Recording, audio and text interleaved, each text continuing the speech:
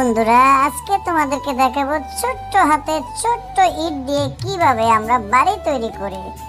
So দেখতে পাচ্ছ, আমি একটি সিমেন্টের বস্তা নিয়ে নিলাম এবং মিক্সার মেশিনে ঢেলে দিলাম। 2 বাদলি পানি দিয়ে দিলাম।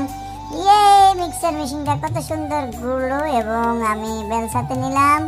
তারপরে মশলাটা দেখতে পাচ্ছ যে ইটের মধ্যে সুন্দর করে আস্তর করে ফেলছি। সো তার আগে বলে রাখি, তোমরা যদি নতুন হয়ে থাকো একটা সাবস্ক্রাইব কিন্তু করতেই পারো। সো বেলসা দিয়ে আমি সুন্দর করে গর্ত করে ফেললাম।